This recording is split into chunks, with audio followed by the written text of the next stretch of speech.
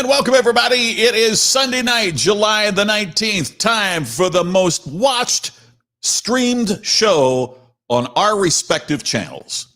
It's time once again for the Ken and Glenn Show with a guy named Scott.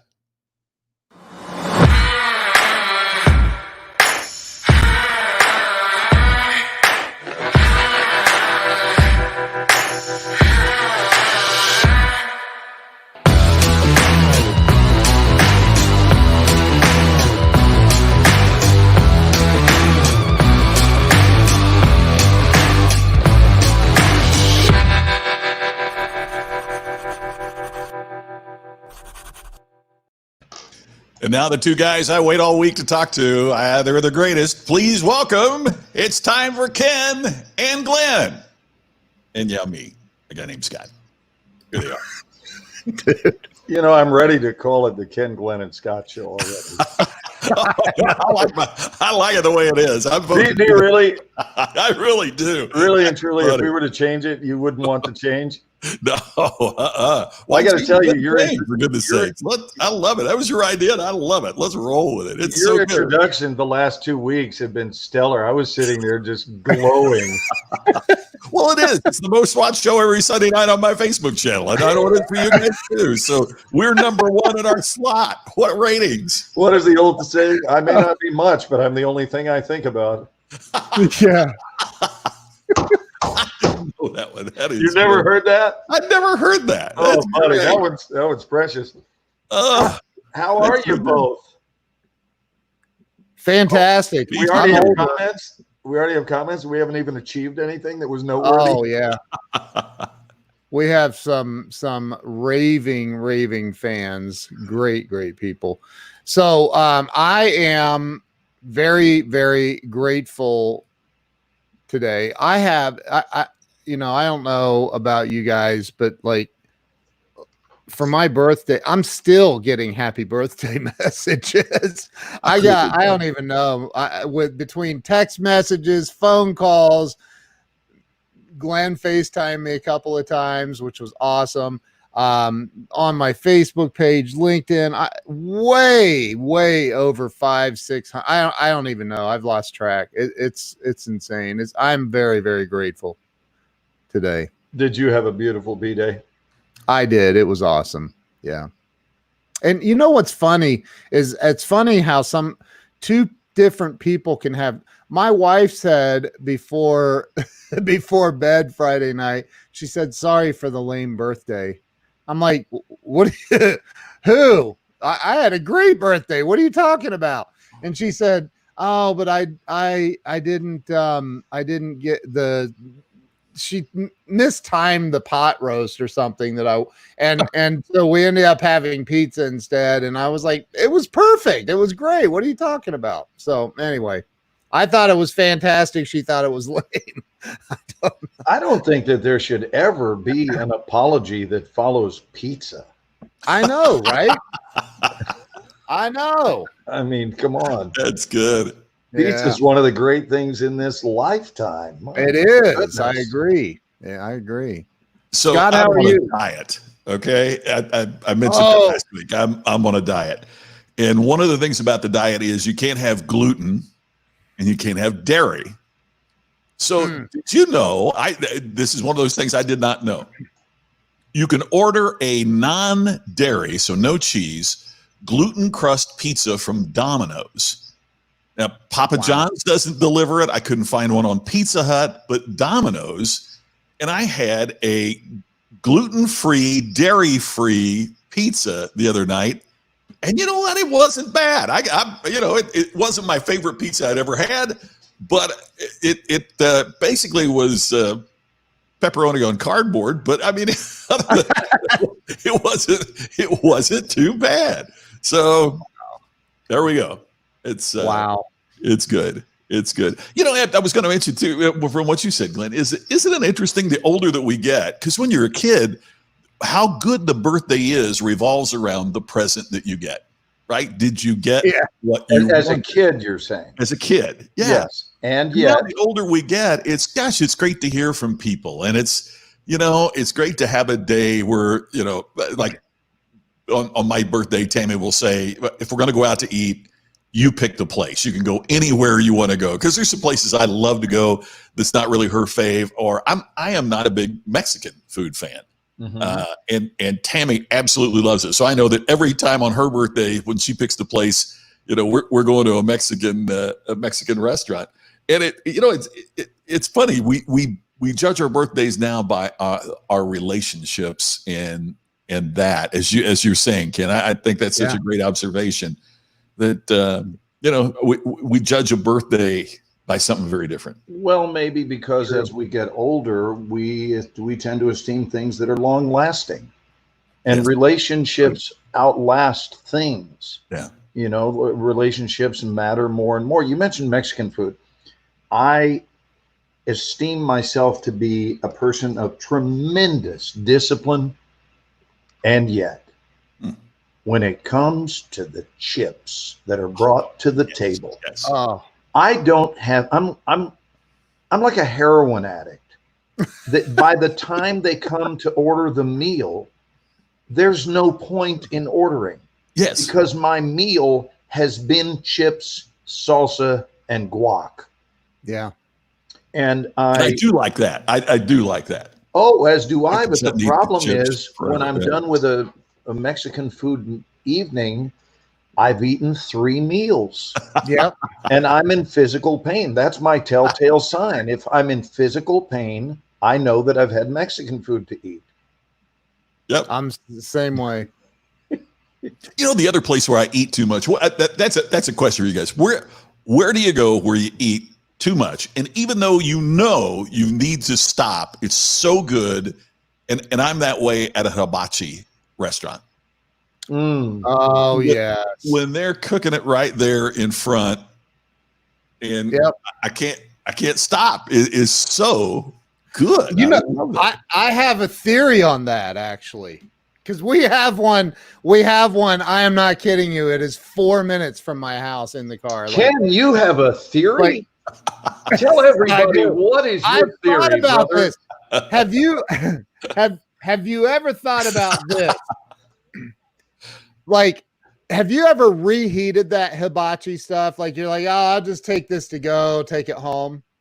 Yeah, and it's not the same. It's not good. You're exactly right. That's why you eat all of it, or attempt to at least. Yes, I never thought of that. You're right. Consciously, you're like, this shit's gonna suck when I take it home and reheat it. Pardon my language, but you're like thinking this is gonna be bad. I'm not reheating this. I might as well just eat as much as I can, and I do that. This is one of the reasons I've never understood why everyone has to shoot home movies about everything they're ever experiencing. Because when you replay those, they're never as good as the original dish. No. Which, if you live in present time, can be fully experienced. But man, everybody, George Carlin said it best when he said, "What is it with video recorders? Now all of a sudden everyone's," well, he has an expletive there. But he says everybody is effing Fellini now. Everybody is Fellini. Hold on a minute. I got to document this. Hold on a minute. Yeah. Oh, it's so true. And that's what I can't understand either. People, I can understand if you did like a little short, clip as almost like a picture. But you go to a concert and people miss the whole concert because they're doing this and the video isn't that good because they're halfway back and the sound is horrible. Enjoy the concert. Don't miss the moment. It's Dude, I did that last year. We went to a friend of mine, Roddy Chong is the head violinist with Trans-Siberian Orchestra. Oh wow. And so we ended up backstage. It was awesome, but we went to that and the whole time, and we were in I think it was like, I wasn't VIP seating, but we were up pretty close. And the entire time I'm videoing, and about halfway through, I'm like, this is ridiculous. I'm not even like seeing this. And then I go back and watch it later. I'm like, this, it's not as good as when I was watching it. This sucks. It's so true, man. Before I forget, I got to tell you about quick hibachi restaurant story. So I was given a speech at the Hilton Hawaiian Village in Honolulu. And, because the time difference and everything, now it's like, 6:30 my time, but it's 12:30 their time. And there is, at one time it's Benihana's. It's still hibachi, but it's not Benihana anymore. But anyway, it was Benihana's in. And I love it. And I thought, I don't speak till tomorrow. I could go over and have lunch at Benihana because it'd be about dinner my time. And I go in and they're just about to close and they seat me and nobody else shows up. I'm the only guy at the table. Oh, jeez. So the chef wheels the cart out, for the one idiot sitting at the table, right? And the guy very slowly pulls out these knives and he starts sharpening the knife. And then he does like he's going to twirl it and he drops it. Oh, jeez. And he picks up another knife and he starts sharpening it.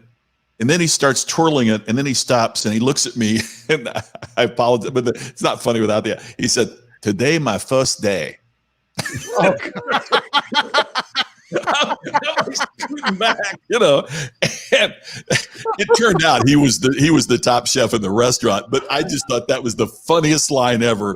Was he drops a knife and he's doing all this in front of you. Today, my first day, but he was, and he, and I've thought about Glenn. We talked about performance and everything. You would have thought the table was packed. He put on the show like it didn't matter. There was only one person there. I can't imagine he would have done a better show with a packed table, which I just thought that was one of the great examples of customer service, the customer experience. Well, I got to tell you, if down the road I completely choke on this show or on The Resident, if I just go up on my lines and it's just not happening and I'm frozen there, I'm going to look right into the camera and go, "It my first day."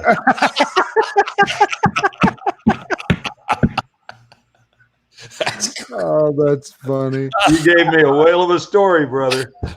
Hey, Keno, can you highlight Scott Ricard's line here? He says, "Hey, Ken, Glenn, and Scott, I hope you guys are having a wonderful Sunday. I'm ready for another fantastic, positive, and uplifting show." And what I'd like to point out is my favorite word, Scott Ricard, at 7:02 Central Time. It's right after the show began. He said that. Okay. See it? Oh, found it. Yep. It may be up. So my favorite word in that post is another. Yeah. Because it indicates that in his view, our shows are fantastic and positive and uplifting. So, Scott, thank you. And that is our weekly commitment to do that. So thank you for saying another one. We appreciate that. And so Scott's from back home, by the way. He's somebody from my home area. Oh, nice. He's from Caruthersville? Yeah. So they've known each other for over 50 years. I'll never forget him saying that. Is that wild? But he's recruited a bunch of folks to watch too. He's not only a loyal viewer, he's somebody that's out there. He's like Weldon. He's like is Weldon on with us tonight? I see Larry. Hello, Larry. Hello, Ernest. We need to get some of these folks to start going out and tagging cars with our flyers. Really? Has it come to that? I'm just kidding. So, hey, I have a question. Back to the Japanese steakhouse, hibachi, whatever it's called. Do you if they do a good performance, because that's what it is, because all business is show business, right, Scott? I've read that somewhere. I know, I've heard that. So, do you tip them? Yeah. So do I. Yeah, I slip a bill to the chef just to say thanks, because you never know how much of the tip they get, the split between the person filling up your water glass and the waitress is bringing your salads and stuff like that. So I don't see a lot of people. I don't see a lot of people do that. Do you? You ever look around and see if anybody else at the table's tipping? And it's like, dude, tip the guy, man. He just performed his butt off, And this begs the question, and Scott, I'll direct it to you. But if in one of these fancier restaurants where you have more than one person waiting on the table. You've got the butter waiter who gives you butter, and then there's the water waiter that gives you water. What does the head waiter give you? Service. Thanks for stopping by, Glenn. I've always been curious about that. When you break it down, you see, hey, old Jack Wagon. Now Hyena's out there saying Jack Wagon. Feel free to show that clip with Arlie Ermy.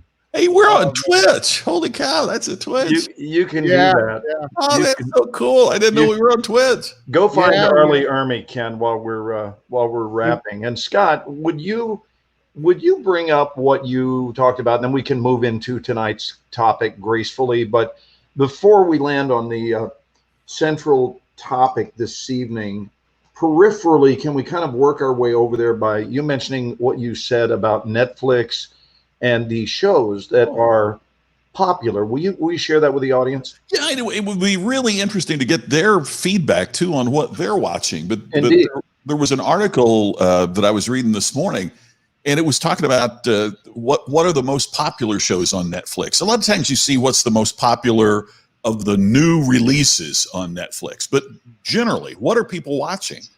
And there's some data that says, and Netflix is kind of guarded about it, but there's some data that says The Office is the most watched show on Netflix, and that Friends is breaking records for viewership. So in other words, a lot of people are going back and watching The Office again.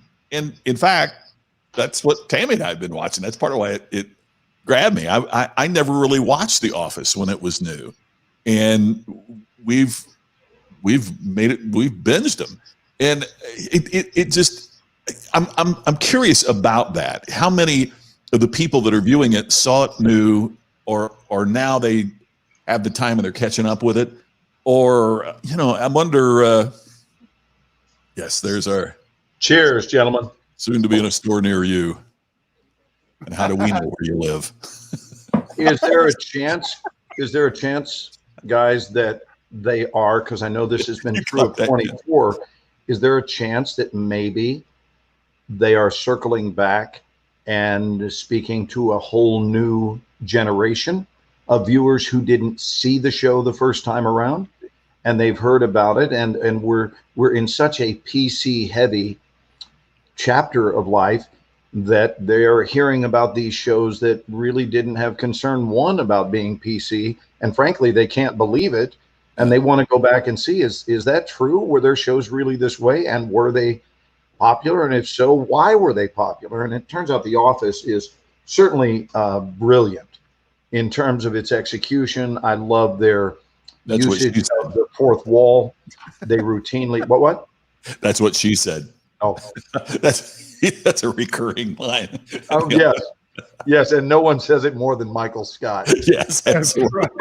But I love that they break the fourth wall. For those of you who don't know the expression, it's when the scene you're in here is going on, and all of a sudden they look right at camera, as if to say, "Are you seeing this?" Right? And they do that. That's part of their staple approach, and it's just beautiful. It's so well done, and. Last night before I went to bed, I watched, the Greg Daniels, who was the executive producer, and Steve Carell have a new series on Netflix called Space Force. Mm-hmm. What? What's it called? Space Force. And John Malkovich, who I think is one of the great actors out there. It's just, it's one of those that's good but not great. It just doesn't. And Glenn, that's a question I've got for you: is how. When you're in a show, do you know that you've just captured the lightning in the bottle? That magic?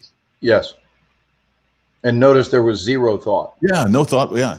In me answering your question, it was an immediate knowing, just as is that feeling. That feeling is also immediate. When we were doing 24, everyone coming to set knew that they were part of a magical chapter. And behaved accordingly, where we all arrived grateful, because it's one thing to have a regular gig on a regular show, And it's another thing to have a regular gig on a massive hit. Yeah. And then you say, well, what is the nature of it being a hit? And it was so good. Scott's watching it now, I guess. That's great. Thank you, Scott, for supporting the show. But yeah, and then there are other times when you're doing shows and you go, I can't believe this thing's still on the air. Was there a time that you got blindsided in the sense that you were working on something and it turned out to be, a bigger movie or a bigger hit or a bigger success than you thought it was going to be when you were actually? Yeah, you mean where it wound up being the little train that could? Yeah. Yeah. I'll tell you that happened. I'm sure there's another incident, and if I think of it, I'll share it. But just knee-jerk reaction, it takes me back to the series Jag, which we did on CBS, and CBS canceled the show. Excuse me. NBC canceled the show at the end of the first season. And we were having the wrap party, and going into the wrap party, it was announced, we're done. One and done. Wow.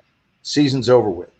So the creator of the show flew to New York and decided, and this kind of will move into our topic tonight. It's a good shoehorn.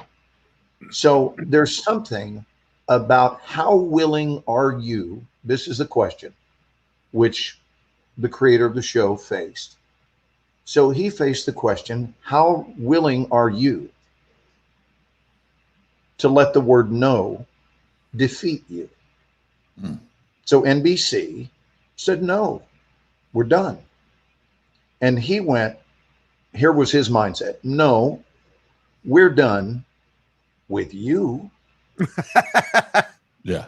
But he didn't hear we're done as we're done.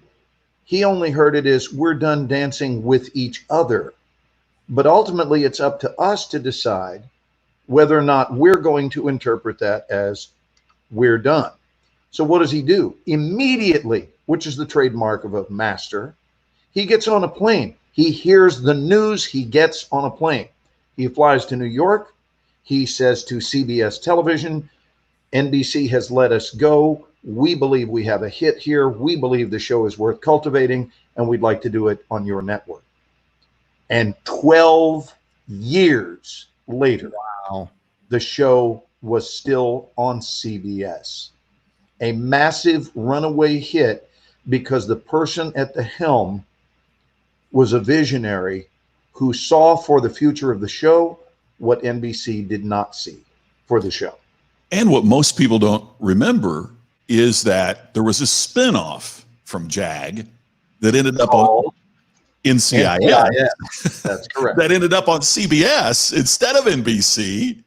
What would NBC have given to have Jag for all those years? And what would they have given for this evergreen NCIS that was a spinoff of Jag? Which is exactly where the phrase "don't throw the baby out with the bathwater" comes from. Yeah, because something could have been worked out. And so not only did and this isn't even about the network, because we as human beings do this in our personal lives, is we have to think in terms of when we close a door, could we possibly close the door differently? Or as we're closing the door, could we simultaneously open another door and say, what if we were to re-enter the room differently with you? Like we could take the relationship over here and re-enter from a different modality. It doesn't mean you need to leave our network altogether. Let's see what we can work out. So there was no wasting time. And I just thought it was a beautiful demonstration of someone's unwillingness to co-sign. Here's what I would call it, guys. I would call it co-signing somebody else's no. Co-signing somebody else's no. When someone says no, you don't have to automatically co-sign. You can simply stay true to your dream, your vision, and understand it's just not going to be with them. Yeah. Or maybe just not with them at this time. And maybe 10 years down the road, you guys, collaborate on another production. I'd like to point out that Ashley Barnhart says she's getting some Pirates of the Caribbean vibes from Scott. Now Scott lives in Vegas, so did you do any of that where the pirate ship is down there? Yeah, I work weekends down at the Mirage. I had to give up that's why I'm open for the weekend gig here, is because I gave up my pirate weekend gig at the Mirage. Am I just goofy? Treasure Island. Am I just goofy? I don't know what you guys are talking about. What? I have no idea what this is referencing. The Treasure Island has a pirate ship out in front of it on the strip. But why is Scott being accused of being associated with it? No, she says that she's getting Pirates of the Caribbean vibes from Scott. I don't know. Scott, can you tell me what that means? Because I think there, I see. There's two ways I could look at that. One is I seem like the guy that operates the ride at Disney World. Or like you sound like the guy. Oh my God. Or maybe she's getting the Johnny Depp vibe. And I'm going to go with that one. Right. Well, maybe as a show announcer, if you're in the stall, you can't get on the ride. That's not. So maybe as the show announcer, that if I could. Oh God, that's funny. Holy! I was just thinking maybe as the show announcer of the Pirates of the Caribbean ride, you looked up and went, "It's my first day." Call back. Oh, that's so funny. Wow. So anyway, where were we going? The topic of tonight was trusting, and that's why I said it would serve as a nice shoehorn. Trusting the whisper, trusting that inner knowingness. That's what I mean by the whisper. So tonight's show is, what are you guys thinking about trusting the voice within? Call it what you will, but do you trust it? Call it intuition, call it God, call it the voice within, call it that still small voice, but whatever you call it, it exists within all of us, and it does not play favorites. That's my opinion. I'm only expressing my opinion. Agreed. But it does not play favorites. I believe that its intention is to help us. I think it only has our best interest in mind. And I did a talk show earlier today with Nancy Summers, who is on with us tonight. Hi, Nancy. Thoroughly enjoyed our time together, my dear. Nancy. But broke it down this way, that with regard to the whisper, that there are three categories, and I'll make this super quick.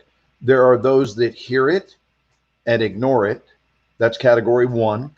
There's a middle category that hears it and listens to it, which means they take time to actually listen and see what it's saying.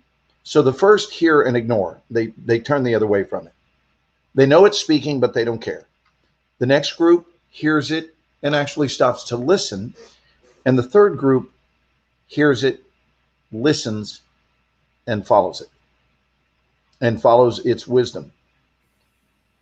And they don't veto it for the two most commonly vetoed reasons, which are because it's inconvenient to do so, is reason one. This is after years of teaching this, that I've come up with the first and second reasons that people veto their whispers.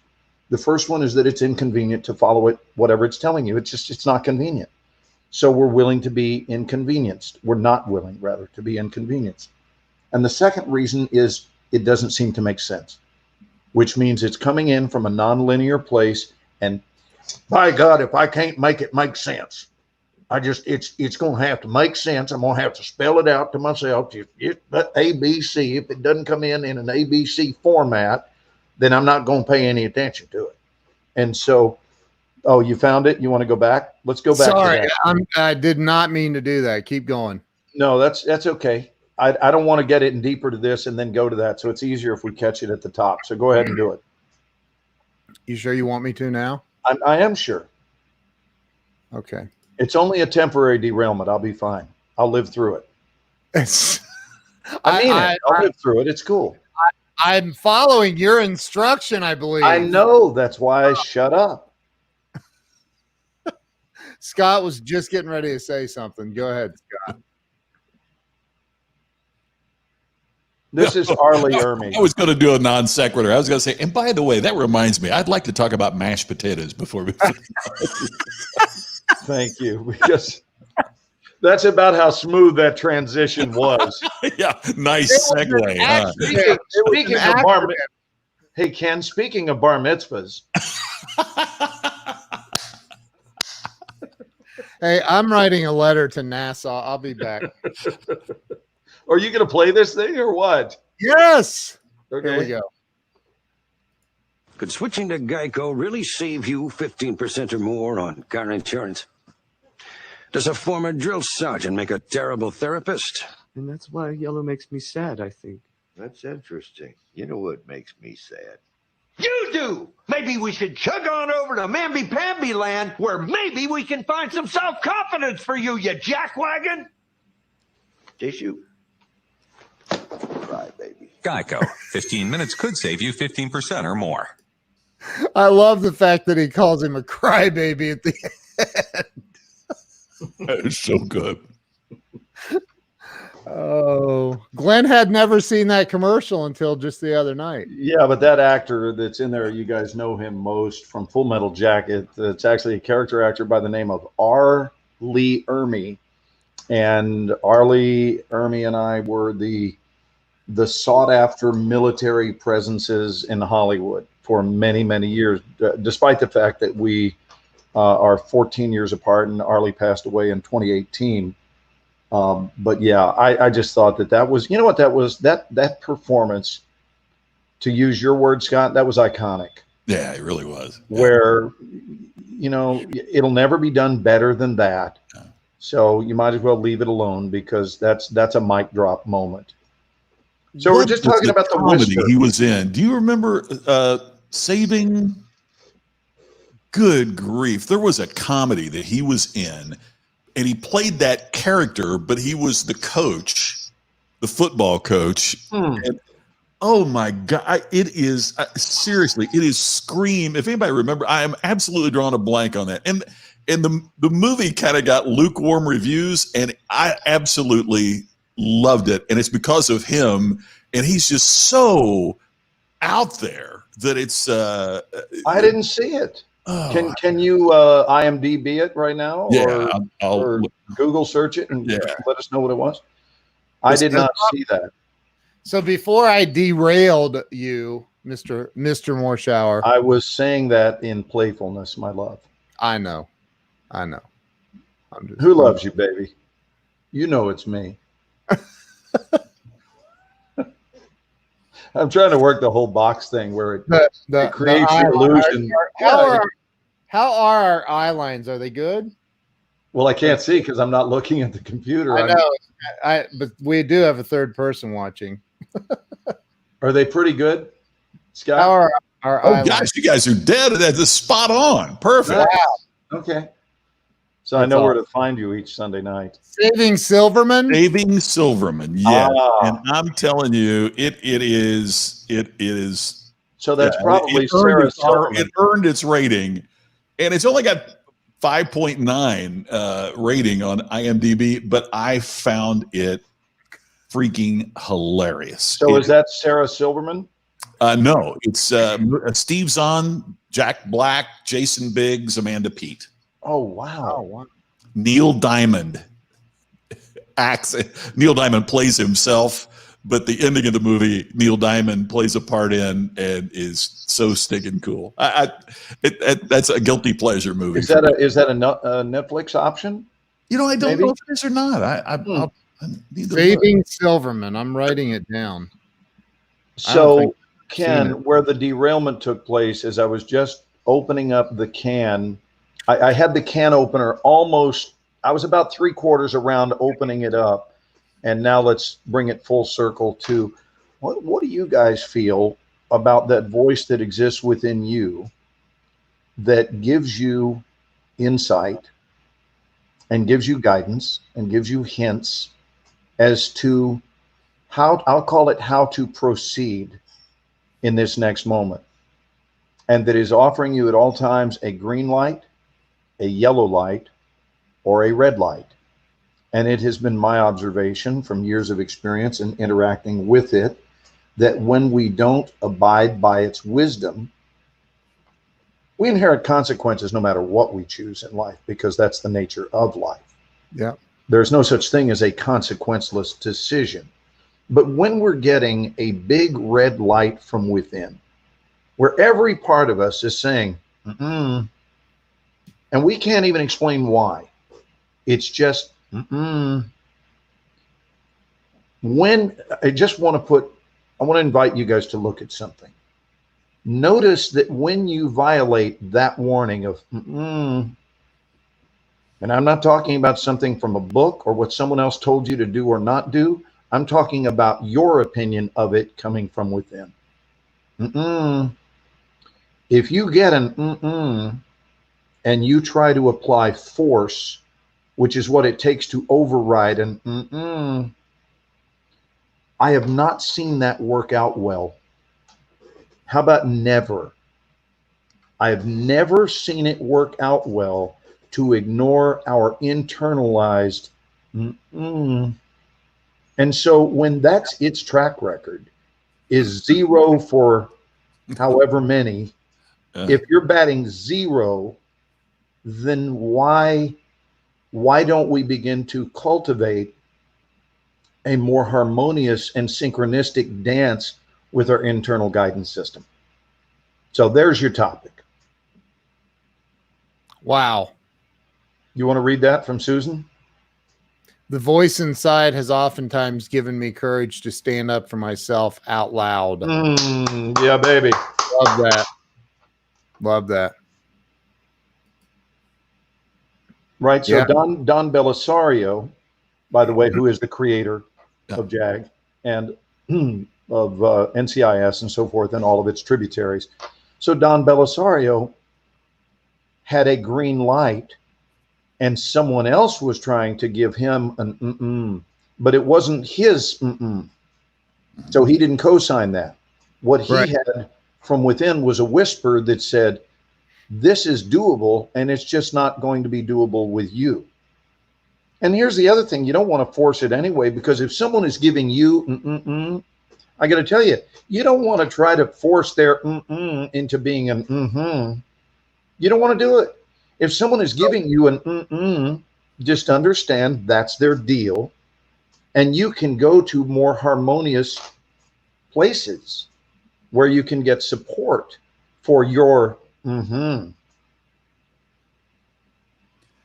know, Glenn, this is so important on so many levels, because you know, one of the things that we talk about is the importance of persistence and the importance of continuing to grow and to be persistent. Yet, like so many things, there is a fine line to persistence, that sometimes we hear that voice telling us to do something else or go a different direction, but yet we get so molded and influenced by the don't be a quitter and stay with it. And I think one of the important things that we need to discover in our lives is the importance of what to quit. When that voice tells us it's time to move on. Did you say what to quit or when to quit? Yeah, both, right? I mean, yeah. I just want to make sure I heard you correctly. Yeah, I said what to quit, but when to quit is just as, you know, we have been inundated with all of the phrases, you know, if at first you don't succeed, try again. And I believe there is, you know, something critically important about persistence. Yet at the same time, there is also a point where working harder on the wrong plan is not going to get us any further, any closer, I should say, to where we are supposed to be. And I think it's one of those things that there's such a fine line, and we have been socialized about that. You know, keep going no matter what. Yet, you know, I mean, hey, there are certain things that I don't need to keep going at, because it is not going to help my life, and not going. You know, if you're in a bad abusive relationship, let's use that as an example. You know, there are times that you've got to listen to that voice inside you that says, you know, cut your losses and go. Sure. Not be more persistent and hang in there and continue to absorb abuse. So I think what you're talking about is so important, and it is so important on so many levels, because I've got a buddy, George Campbell, who is a humorous speaker, and he says, there's a fine line between persistence and stalking. At least that's what the judge told me. Jeez. But it's I love that. There's a fine line between persistence and pestilence. Yeah, but it is such an important topic to talk about, because as kids we're socialized, never quit. It's not stalking if it works. Jesus. So said your inmate. Yes. Gosh. I want to go back and Laura's comment. I love Laura Wilkerson's comment when she says, you have to find the person who knows the way to your yes. Ooh, that's really good. That's so good, Laura. She's amazing. That is good. That's just all sorts of beautiful. So yeah, let's highlight some more of these thoughts and see what people are saying. Is, first of all, do you hear your voice? How many of you are hearing your voice? And how many of you follow what it tells you? Or do you have a conditional relationship with it? Do you follow it as long as it's convenient to do so? Or as long as it makes absolute perfect sense to you in this moment? Or is there a higher bandwidth of trust that you've not yet tapped into? And I'm not skewing this into a religious program, gentlemen. I hope you don't feel that way, because this is not. It's not even slightly religious. I think it's simple common sense, because this mechanism is in all of us. And it's just about basically, what relationship do we have with it? Do we value it? Do we allow it to help us? And you mentioned the word trust too, Glenn. Yes. I think that is another critical word in this, is when you do have that, whether it's a voice or a feeling or a sense or whatever it might be, do you trust it? And there's a part of me that thinks, at least my experience has been, it's almost like a muscle. The more that I hear it and trust it and listen to it and go that direction, the stronger it becomes in helping and guiding me. And whatever it is, I mean, my personal belief is spiritual. Yes. But whatever that might be, I stopped offering suggestions or insight or direction to people that never want to listen. And I don't know why. I don't know why that would be any different if it was God that was trying to speak. If I've refused to listen, I think I'm going to be communicated with a lot less frequently. Mm-hmm. And so the more you trust it, and the more you listen to it, and the more it guides you, the stronger the messages get, and the stronger you become with that. I think that's been my experience. I agree. I'm resounding yes, Scott. Resounding yes to that. Yeah, big time. Can you read Laura's comment here? But it's true. Just had this conversation with a legend myself. The universe will fill voids and gaps. Maybe it's you. I'm not sure I understand that. Well, I think we are being nominated all the time to show up as the spokesman, and I don't mean just in terms of vocally, but the spokesman for a particular idea. Like, it wants to reveal itself to the world, and it has knocked on my door and said, I would like you to articulate this thought. I would like you to add this dimension to the world. I would like you to bring this understanding. It's my gift to you, but it is not for you to hold on to selfishly. And whether it's a career choice, whether it's a building, a physical building you wish to build, but whatever it is, we are vessels of these endless gifts that come our way. And first of all, do we even regard them as gifts? And then if you're given a gift, is your tendency to want to share it. Think about all of the things that have been given into this world that if the person had resisted, if they had resisted the gift, we wouldn't be the benefactors. Yeah. We wouldn't. I mean, if Orville and Wilbur Wright had said, flying, it's ridiculous. Hey, Orville, hand me another beer. Hey, right. If that had been their reaction, who knows? Maybe they were buzzed when one of them went, "Oh man, I got an idea. What if we could fly, man?" You know, right?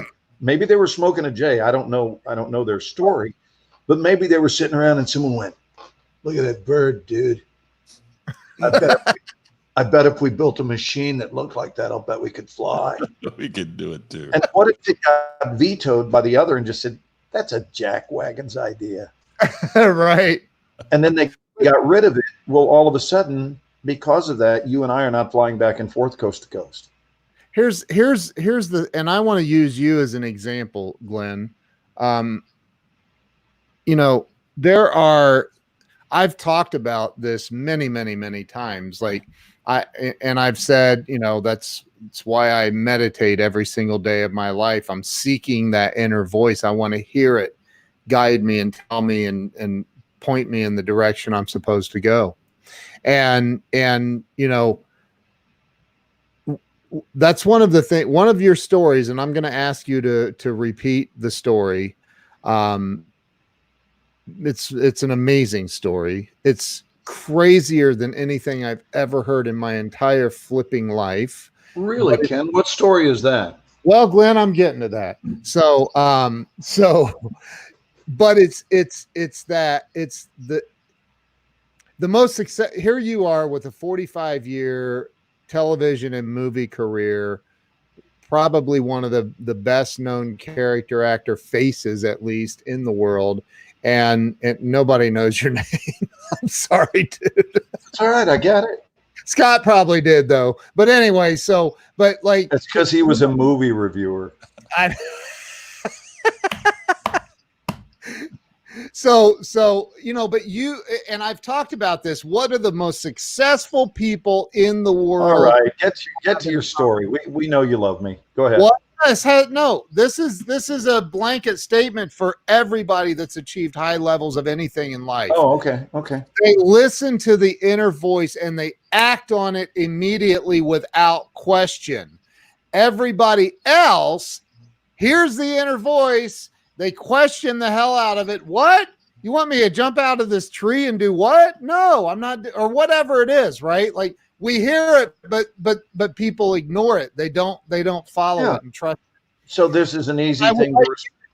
I would like you to tell the story of when you were you were headed out the door, headed for an audition, I believe it was.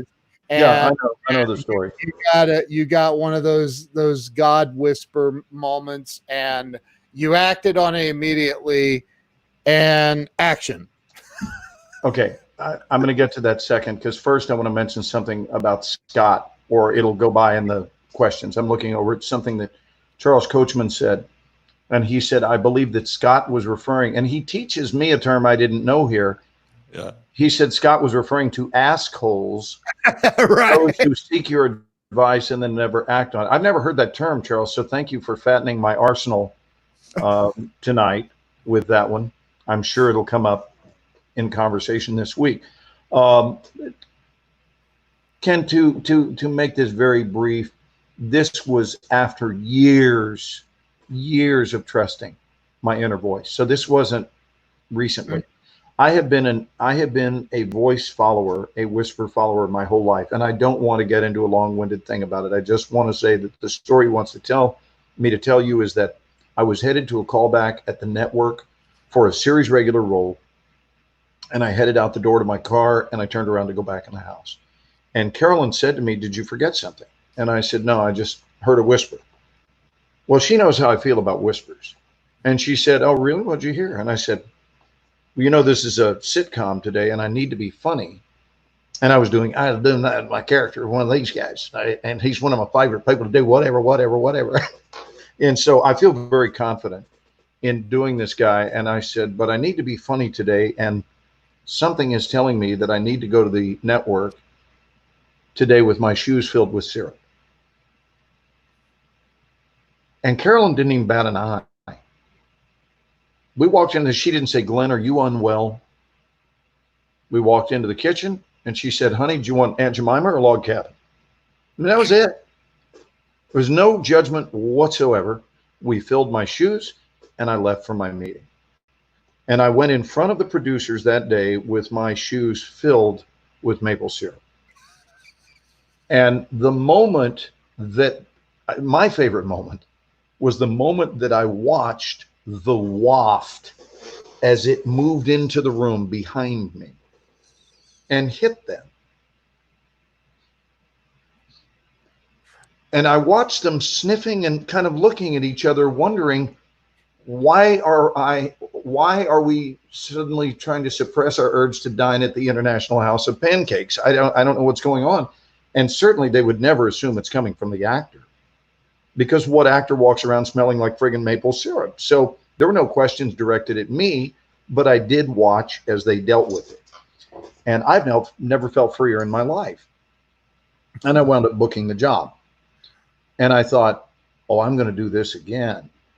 And so a few weeks later, when I had my next call, because that was for the pilot, so we still had several months before the network would approve it, and I wound up doing it again. Only this time I added to the syrup little baby marshmallows, and I placed them between each of my toes. This is all true.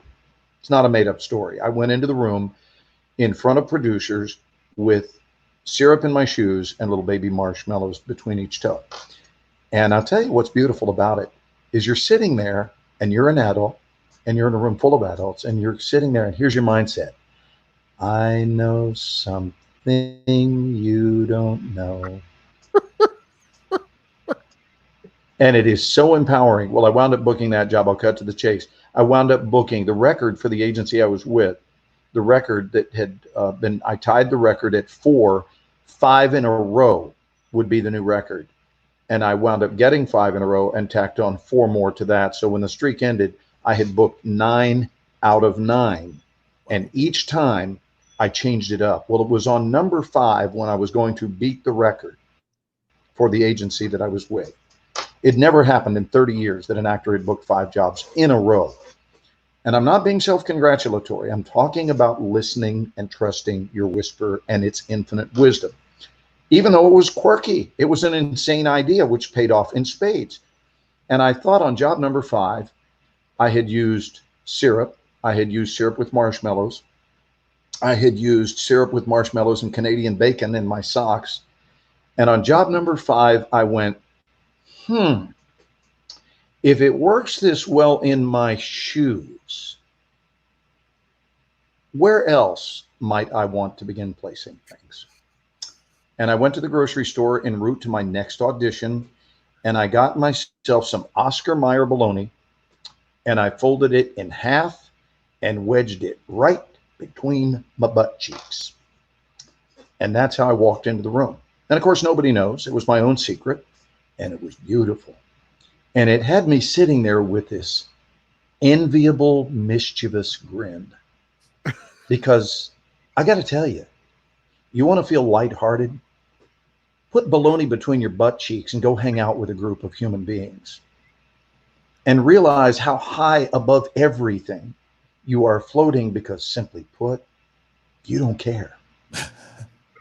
And it turned into 9 jobs in a row. And I've been teaching it ever since. And I teach it in corporate America.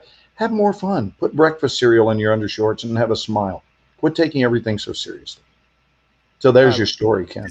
Once you got the jobs, did you ever let the casting directors know? Oh, yes. And they've also attended seminars of mine when I'm coaching other actors. So it got to, Scott, it got so severe that I would walk into rooms and here's what they would do. They were looking down at my crotchular region. Crotchular region. They wondered. Write that down. They wondered what I was packing. Oh. And it became a running joke. Like, what's he packing today? And it never got discussed, but it was fun. Well, that's the best. That's the best. Gives new meaning to junk in your trunk. I mean, it is absolutely just out there, man. I mean, out there. I have never heard anybody, but again, you listen to your voice, the inner voice, and you acted on it. I booked a TV series wearing a donut. Now you see if you can figure out.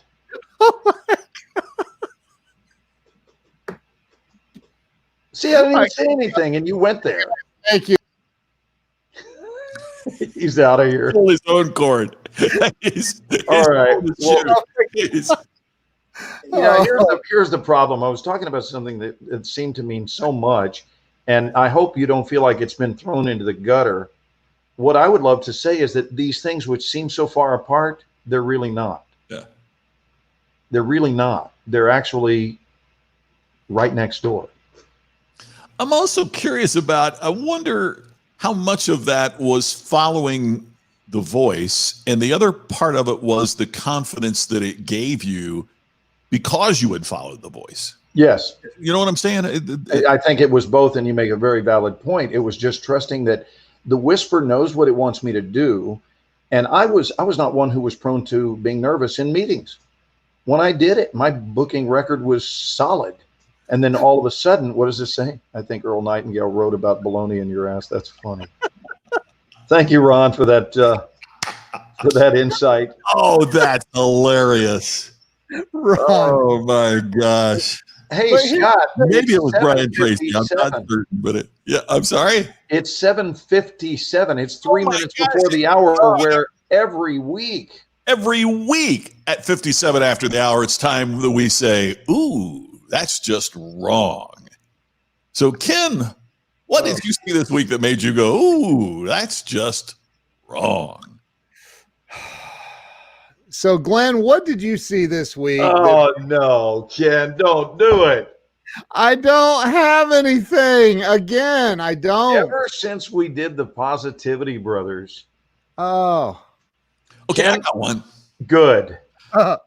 So, we placed an order earlier at a national chain of liquor stores. And you placed the order, and we were getting 6 bottles of wine.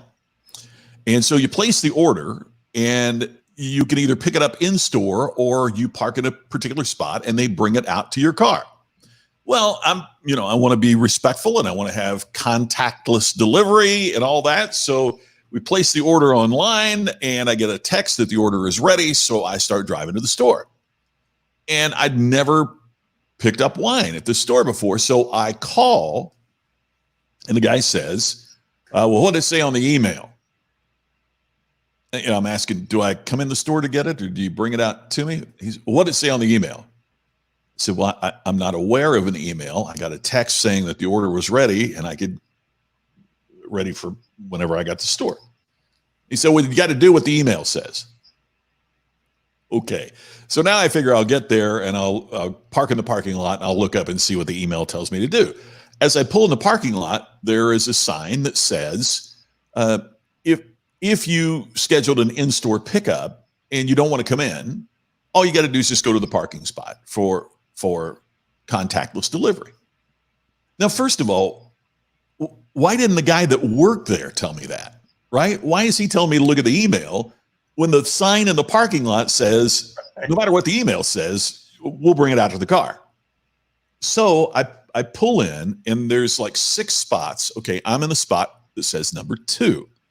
And it says, when you pull in here, text the spot that you're in and your last name to this number. So I text that I'm in, my last name, I'm in spot 2. There's nobody in the spot next to me, and there is a minivan in spot number 4. So I sit there and I thought, I'll make this easy. So I pop the trunk. So the trunk of my car is up. Here comes the guy with a shopping cart. He's got a box that would fit about 6 bottles of wine. The guy goes up to the minivan and stands there and looks at the minivan. He goes up to the minivan and he does this at the window to see if there's anybody in the minivan. He looks around. I get out of the car and I said, "Excuse me, he said, "Are you McCain?" I said, "Yeah." He said, "Then why the hell didn't you put you were in spot? Why the hell did you put you were in spot 4?" I said, "Well, I didn't think I did." "Yeah, you did." And he puts the stuff in the trunk, closes it, and walks away. So I pull out my phone and I just double check, and I made certain that I was said I'm in spot. No, you can't really say it. Spot number 2. Oh, Hold it still for a sec so we can see I'm it. sorry. I was absolutely, it's above thank you for placing. Yeah, it's kind of whiting out because of that. But Oh yeah.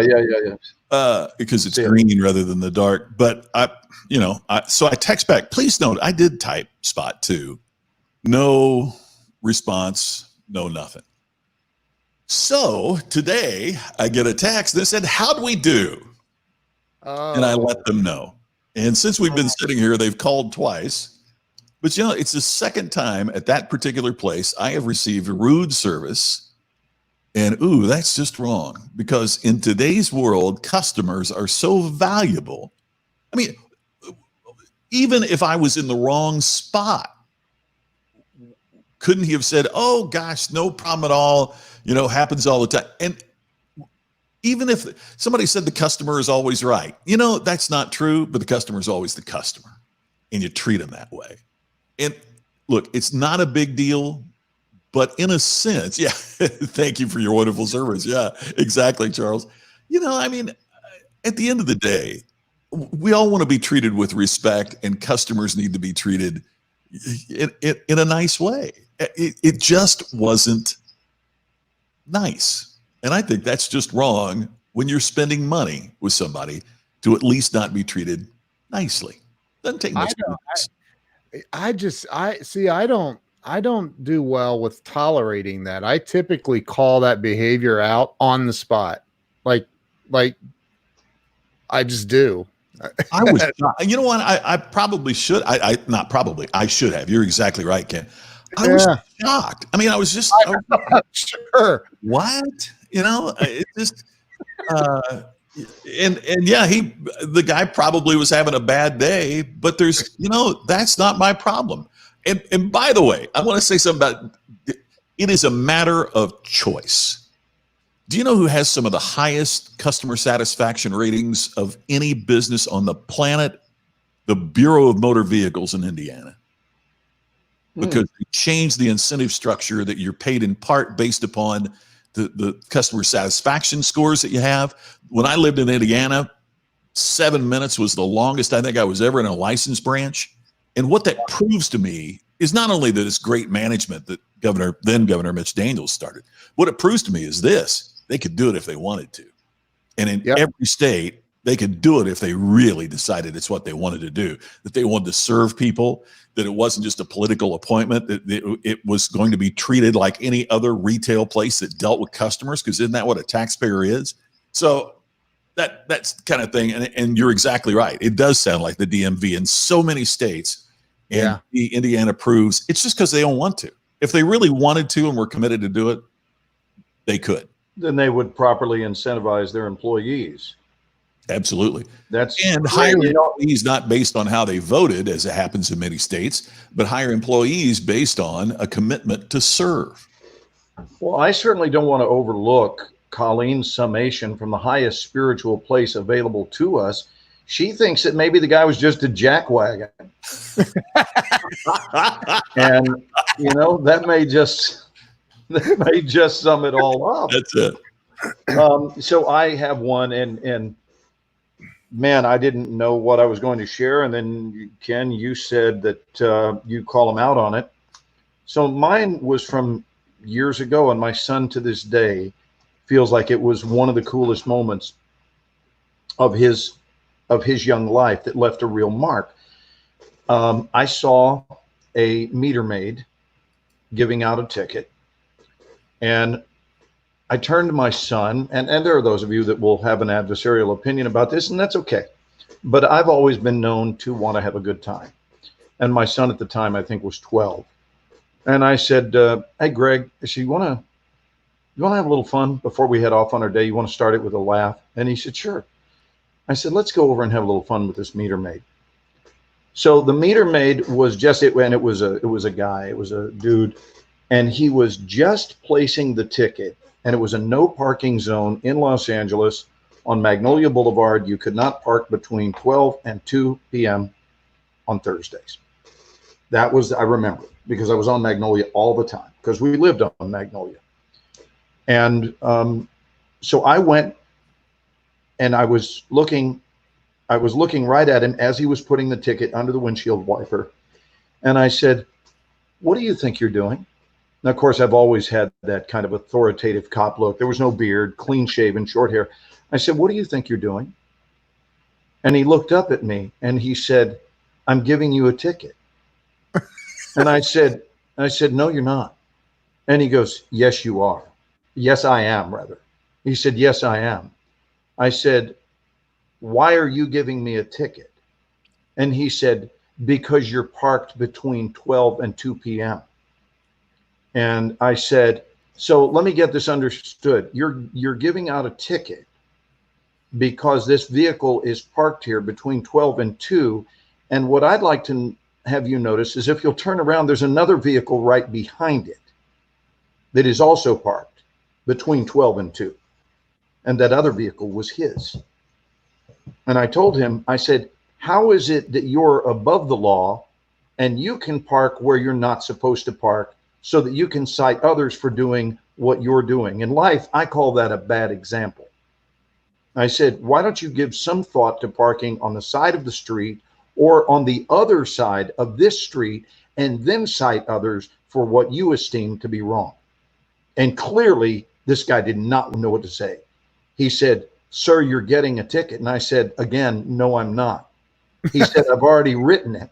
And I said, "I see that you've written it, but I'm not getting a ticket." And he said, "What do you mean by that?" I said, "That's not even my car."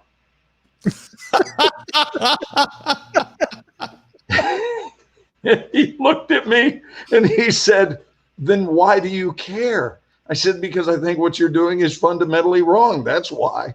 And he did not know what to say. It was priceless. And we laughed all the way back to the car.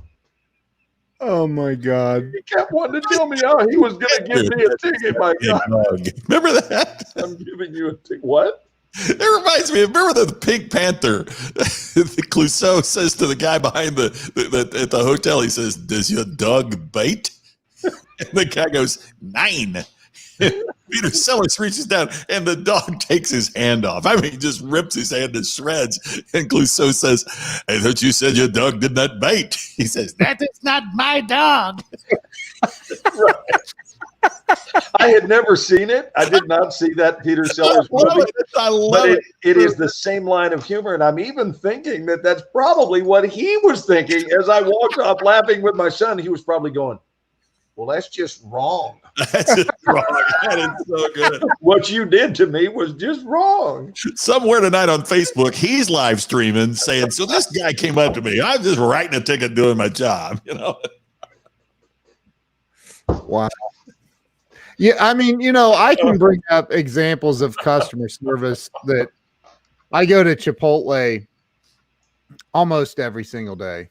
And they know me now. Like a couple of the people that make your food know me by name. And they always say, "Aren't you that Glenn Morshower guy's friend?" They do not, Ken. They You know do. that's not true. And so this girl that's, I know she's seen me in there. I'm there every single day. And I mean, she just was angry. I mean, you could tell she was just angry making my food. And I no matter what I did, and I always try to take people like that and, cheer them up. She was not having it, not having it. This happened the other day. And I'm like, and I guess I didn't think that's just wrong. And I didn't at the moment, I didn't call her out on it, but God, customer service there's this one girl that works there that every time I walk through the door, she shouts across the restaurant, "Hey, Ken!" Like she's happy I'm there, right? And I'm like, that's what you want to feel, not some woman that's all like, "God, do you want to eat beans with that?" I'm like, should I? Like, I don't know. Anyway, so The problem with Chipotle, and I love Chipotle, but the spit guard should not be restricted or relegated to customers only. There should be a spit guard for the sandwich makers and the salad makers. Yes. Oh, by the way, this comment. Boy, it reminds me of oh gosh, this joke is so old, but it's one of my favorites. So this guy goes in his apartment, and he gets home early from work, but his wife is laying alone in bed, and he's just convinced she's having an affair. And he looks around, and he's just beside himself. His anger is overwhelming, and he looks out the window, and he sees this guy sprinting out of the apartment complex through the grass, and just with adrenaline pumping, the guy just reaches and he grabs the refrigerator out of their kitchen, and he throws it out the apartment window and hits this guy right on top of the head. But with the anger and the adrenaline and the effort, the guy grabs his heart, falls over, drops dead from a heart attack. St. Peter looks, and here comes 3 people walking his way. First guy said, "I know my wife was having an affair. I was just so consumed with anger. I grabbed a refrigerator, threw it out the door, but it caused a heart attack, and St. Peter, I passed away. Welcome to heaven." Second guy comes up, he says, I don't know how I got here. I was running late for work. I'm sprinting out to my car. All of a sudden, St. Peter, this refrigerator drops out of the sky, hits me on the head, and kills me dead. That's so bad, my son. Please, welcome to heaven. Third guy walks up and says, "Okay, St. Peter, I was sitting in this refrigerator."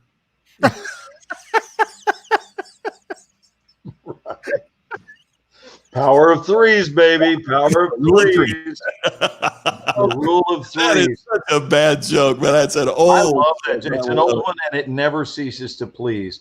By the way, did you guys see this? Oh, that's from great. Hyena that says, let's see, Ron's. Can you put that one back up? Be thankful you are not that angry one. They have to live with themselves. Boy, here. Hyena says, "I'm going to," you click this one. She says, I'm going to wear a white shirt with chocolate donuts under my armpits the next time I have traffic court. I think that's phenomenal. That is awesome. Yes, please. And not only that, but please have somebody shoot video of that. Yes.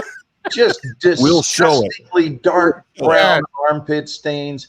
Well done. That is that's magical. We will show that for sure. Wow, that's a funny joke. So what were you talking about, Glenn? Right before? Well, we've never stayed on one topic, Ken, in our entire history of the show. Why would we start tonight?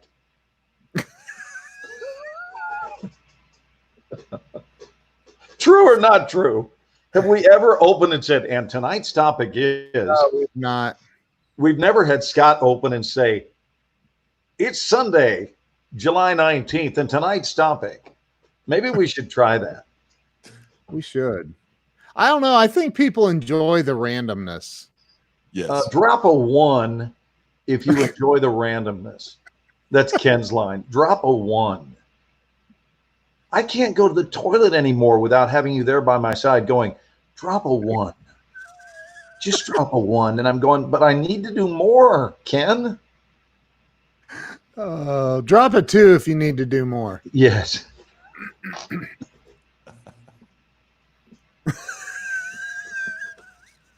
Did you see the private chat light up?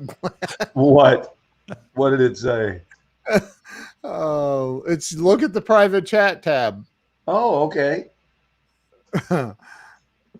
That's funny. So drop a 1, yes. Oh, Ernest goes for a 2. What are we dropping a 1 about, Ken? I don't know. If we like the random of it. We're talking about the randomness. Yes, we're asking if we drop a 1. Randomness. yes, if the randomness of the show appeals to you. And we got a bunch of ones. Okay, good. Would you guys prefer that we have order? And look, Hyena just made a reference to what movie is that from, Scott? There's a very, very, very famous cult movie, actually. It's like a cult film almost. Probably more like college level cult film. Where the dude, I'm drawing a blank on that one. Glenn and I were just talking about this the other night. The Big Lebowski. Oh, The Dude. The Dude. I literally have a t-shirt. This one says Destin, but I have a t-shirt with what's his name? Jeff Bridges. Bridges. Jeff Bridges. The Dude. I have his face on this t-shirt and it says The Dude Abides on it. I am a huge Big Lebowski fan. Anyway, You know that we worked together on The Men Who Stare at Goats. And at one point he asked me to light a cigar for him. And I refused. I wouldn't why? light it. Well, because he's holding it with his fingers near the end. And I looked at him and I said, Jeff, I'm sorry, but I have to refuse based on what my dad told me, which is to never burn bridges.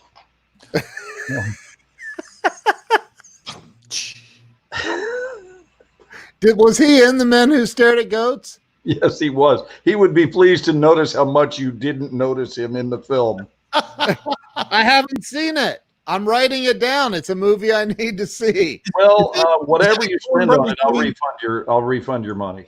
Is that a Cohen? No, it was directed by a guy named Grant Heslov. Do you know that? Yeah, That's best George friends Clooney's partner. George Clooney. Yeah. Yeah, they've been business partners for years. And since George was in the film, it was like, you know what? Turnabout is fair play, Grant. It's your turn to direct. And he did. And J.K. Simmons, you all know J.K. Simmons, brilliant actor. J.K. Simmons was cut entirely from the movie. So again, back to this earlier point of, right, or not accepting someone else's no. So he was cut from the movie, and like 3 years later, it might have been 2 years later, he goes on to win the Oscar. Wow. He was cut from the movie. That is crazy. And he was, and I suspect I know why. It's because he was phenomenal. Because I was in the two scenes that he was in, and he was killing it. He was at Oscar level then, and he was a primary character. Wow. And I think somehow when they looked at it, they went, that might be bigger than we need for that character. It might be disproportionate to, the balance of things. Yeah. And I sat there elbowing Carolyn during the movie saying, wait till you see J.K. Simmons. Wait. And I don't know. I have no idea. All I remember is how much we laughed while we were filming it. And no J.K. Simmons. Wow. So he wasn't even in the movie. There are weird things like that happen in life. I had somebody the other day say that they couldn't believe it that Oscar-winning actor was slumming doing all those commercials. And I was like, he's probably making more being a spokesperson for farmers that he's made for maybe all of his movie roles combined. But maybe not. But I mean, I know he's making a pile of money, I'm sure, being a. Would you like some cool insight to the farmers? Yeah. To the farmers spot? Yes. I get a phone. Now I don't do commercials anymore. Did a lot of them, but I stopped doing them unless the role is a spokesperson. Mm-hmm. So basically, they're not hiring you to be a character. Right. They're hiring your image, your resume, your persona to associate with their product, and they feel like it uplifts the product. Yeah. And this is why they got Dennis Haysbert, right? Clearly, for Allstate. And so, if Dennis had been a character, I'm sure he would have had no interest. But it's Dennis, the spokesperson. Right. Well, I went in because it was a spokesperson for farmers. And I go to this particular ad, this campaign, this very campaign, and I know JK. So, Kay, can I request Scott's image because I want to see him? I want to see his reaction to this because I know how he feels about J.K. Simmons. So I walked in, and on the sign-in sheet, it says, for this campaign, gentlemen, it says we are looking for a J.K. Simmons type. True story.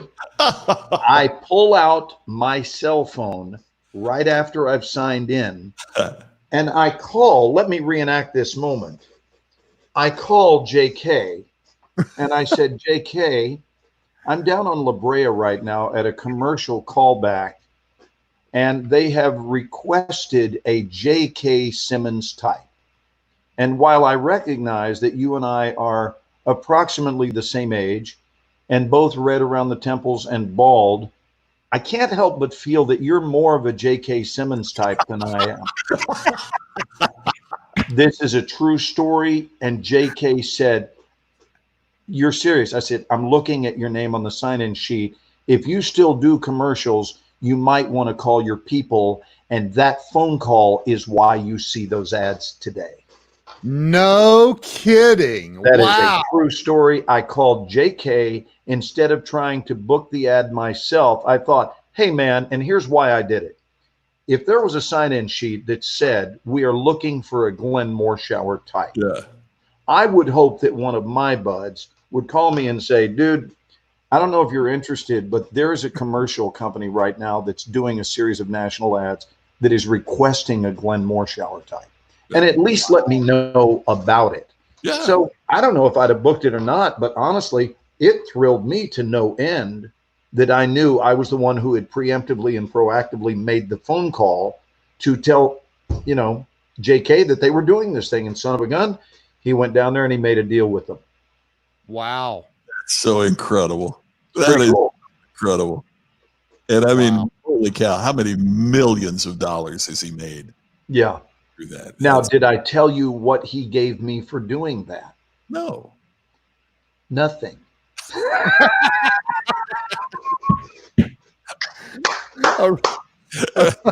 A ride on his farmer's company jet. Jet out there, I think I did get a thank you when I saw him having lunch like a couple of months later. I just looked over at him and he goes, "Hey, about thanks." I should have sent him my damn bill. I should have sent him my lunch bill and said, "I'd like a little remuneration." Yes, yes. You've heard the Ricardo Montalban story, right? About the phases of your career. You know that one. Oh, the 5 phases. Yeah, yeah. I would you know that? it, but go ahead. No, Go you, ahead and share it. you can tell it so much better than I. It's a actor's. Well, I didn't know that it. So did that originate with Ricardo Montalban? that's where I heard it from. Was And is it using himself about it, or was it about him? he was kind of at the end of his career, and Okay, people so after what we're Fantasy talking Island about- went off the air and all that, and they were asking about, well, what are you doing now that the Fantasy Island is off the air? And then he said there's 5 phases to it. Right. So he is at stage 5. So what Scott's referring to is the 5 stages of a celebrity's career. So stage 1 is, who is Ricardo Montalban? And that's when he's a young man.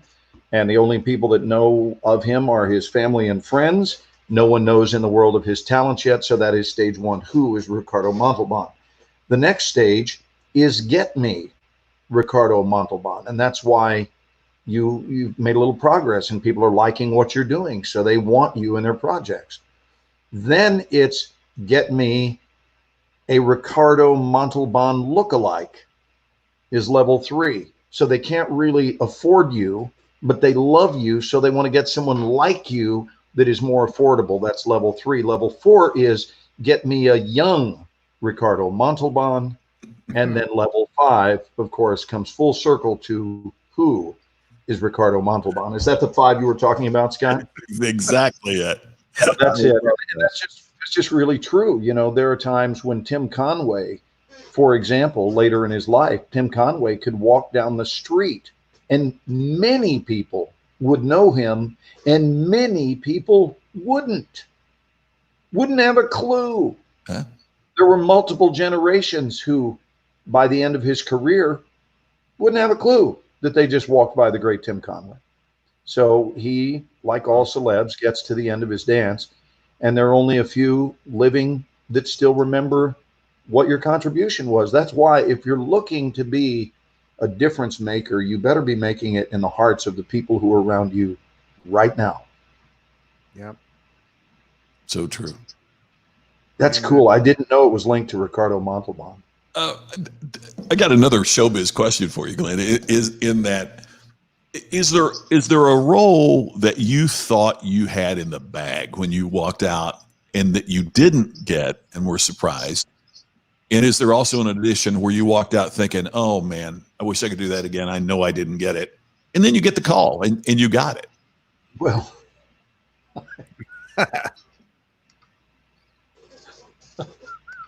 I think he was a little concerned about this show. no, the one that comes to mind is I went in to read for a running role on a New York soap opera. Ah. And I've only done one soap opera in my life. I did a week on General Hospital.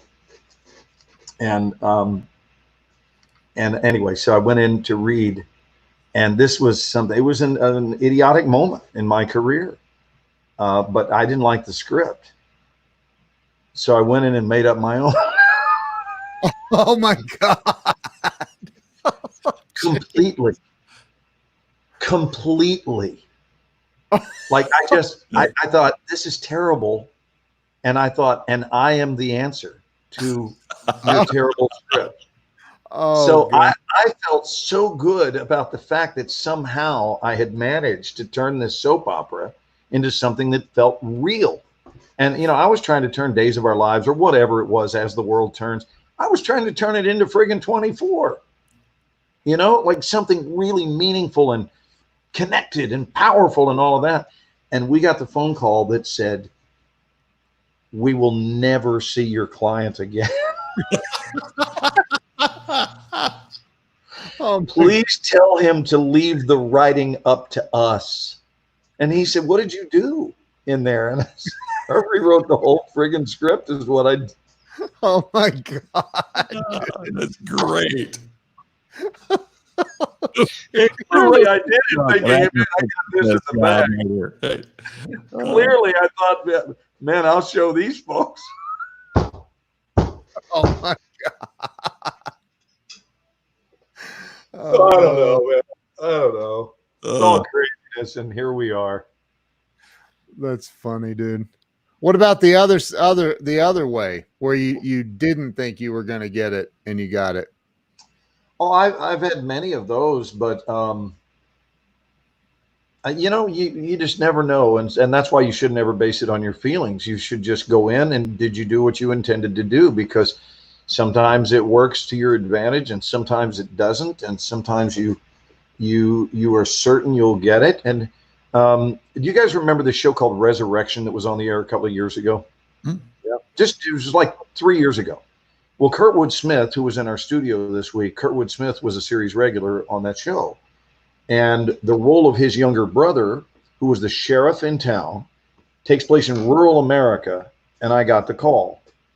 And I had my one meeting, and then they advanced me to network where they had three actors, all of whom signed a 7-year contract, which is standard for network television. And it's called Going to Network, and I'll speed it along. They're going to choose one person. And they said they're really looking for rural. So my buddy Rex Lynn, who sounds like this, and Rex is from Texas, and even when Rex is doing Shakespeare, this is the way it sounds. hard. So they got back to us the day after and said they've already nixed Rex. He is not going to be their choice, and they're wanting to see the two of you, the remaining two, back again. And so I go back, and they hired the Canadian. They wanted rural Americana, and they hired the Canadian. Now, I have nothing against my Canadian friends. I got a lot of friends in Vancouver. Oh yeah. But I just thought it was interesting that their vision was rural Americana. The actor who played the role does not do any kind of dialect whatsoever. A dialect was called for. They asked for it, and then they hired someone from out of the country. And what are you going to do? I just walked away going, yeah, there's that. There's nothing Wow. you can. Hey, I think we're at the end of our show, gents.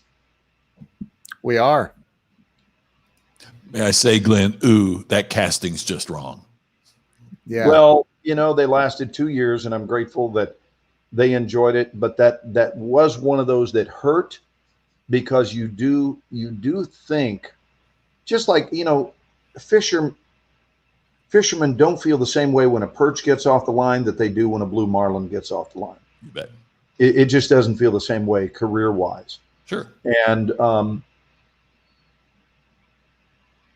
Star Trek, I thought it was going to be a running role on Voyager, and that fell apart at the 11th hour. And we were at signing a deal, and it fell apart. And that series was on forever. Yeah. And anytime you're a part of a running role on Star Trek, it's a built-in hit because it's friggin' Star Trek. Yeah. And when that one went away, Money off the appearances at the shows, you know, the convention. yeah, man. Just crazy good, right? So that was the single biggest ouch, where I knew we were getting it, and we didn't. But you were in a lot of Star Trek. But I got right? this, man. Every Sunday. And am I wrong, Scott? Has your wage not tripled? I'm making 3 times what I made when we first started this. So We yeah, just started And- Easter Sunday, and you're And making you know what? triple. This is one of the few shows that the residuals are the same as the initial gig. Unheard of, It doesn't unprecedented. happen that much, does it? Mine have gone up Yeah. tremendously. So Yours have gone up. Scott and I are both the same. Scott and I are making the exact same salary too. How often does that happen? Yeah, Exact never. same. You're And- older. and he's, you know, but look, he's in the upper echelon, and I'm down here at the bottom. But that's all right. I think that you have the better voice. I think you have the better look. I think you're more experienced, and yet they're paying me for this show the same thing they're paying you, and I think it's unfair. Well, I I'm think then they you should can pay you double more. what you're making. You're going to make twice as much starting next week. I vote for that. How about you, Ken? I'm in. All Yes. We should all get a raise.